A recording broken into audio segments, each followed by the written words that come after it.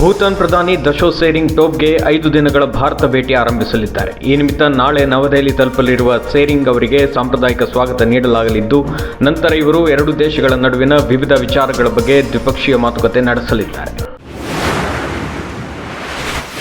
ಭಾರತ ಮತ್ತು ಮಾರಿಷಸ್ ನಡುವಿನ ದ್ವಿಪಕ್ಷೀಯ ಮಾತುಕತೆಯು ಅಲ್ಲಿನ ರಾಷ್ಟ್ರೀಯ ಶಾಸನ ಸಭೆಯಲ್ಲಿ ಇಂದು ನಡೆಯಿತು. ರಾಷ್ಟ್ರಪತಿ ದ್ರೌಪದಿ ಮುರ್ಮು ಮತ್ತು ಮಾರಿಷಸ್ ಪ್ರಧಾನಿ ಪ್ರವೀಣ್ ಕುಮಾರ್ ಜಗನ್ನಾಥ್ ಸಭೆಯಲ್ಲಿ ಉಪಸ್ಥಿತರಿದ್ದರು. ಪ್ರಧಾನಿ ನರೇಂದ್ರ ಮೋದಿ ಅವರು ಬ್ರಿಟನ್ ಪ್ರಧಾನಿ ರಿಷಿ ಸುನಾಕ್ ಅವರೊಂದಿಗೆ ದೂರವಾಣಿ ಮೂಲಕ ಚರ್ಚೆ ನಡೆಸಿದ್ದು, ಉಭಯ ದೇಶಗಳ ನಡುವಿನ ಮುಕ್ತ ವ್ಯಾಪಾರ ಒಪ್ಪಂದ ಬಗ್ಗೆ ಮಾತುಕತೆ ನಡೆಸಿದರು. ದೂರವಾಣಿ ಸಂಭಾಷಣೆಯಲ್ಲಿ ಉಭಯ ನಾಯಕರು ದ್ವಿಪಕ್ಷೀಯ ಸಮಗ್ರ ಕಾರ್ಯತಂತ್ರದ ಪಾಲುದಾರಿಕೆಯನ್ನು ಬಲಪಡಿಸುವ ತಮ್ಮ ಬದ್ಧತೆಯನ್ನು ಪುನರುಚ್ಚರಿಸಿದರು ಎಂದು ಮೂಲಗಳು ತಿಳಿಸಿವೆ.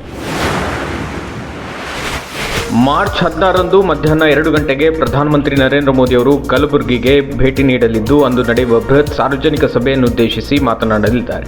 ಮಾರ್ಚ್ 18ರಂದು ಮಧ್ಯಾಹ್ನ 2 ಗಂಟೆಗೆ ಶಿವಮೊಗ್ಗದಲ್ಲಿ ಬೃಹತ್ ಸಾರ್ವಜನಿಕ ಸಭೆಯನ್ನುದ್ದೇಶಿಸಿ ಗೌರವಾನ್ವಿತ ಪ್ರಧಾನಮಂತ್ರಿ ಅವರು ಮಾತನಾಡುತ್ತಾರೆ ಎಂದು ಬಿಜೆಪಿ ರಾಜ್ಯ ಪ್ರಧಾನ ಕಾರ್ಯದರ್ಶಿ ಮತ್ತು ಶಾಸಕ ಸುನಿಲ್ ಕುಮಾರ್ ಅವರು ತಿಳಿಸಿದ್ದಾರೆ. ಇಂದು ನವದೆಹಲಿಯ ಅರುಣ್ ಜೇಟ್ಲಿ ಕ್ರಿಕೆಟ್ ಸ್ಟೇಡಿಯಂನಲ್ಲಿ ನಡೆಯಲಿರುವ WPL ಪಂದ್ಯಾವಳಿಯಲ್ಲಿ ದೆಹಲಿ ಕ್ಯಾಪಿಟಲ್ಸ್ ತಂಡವು ಗುಜರಾತ್ ಜೈಂಟ್ಸ್ ತಂಡವನ್ನು ಎದುರಿಸಲಿದೆ.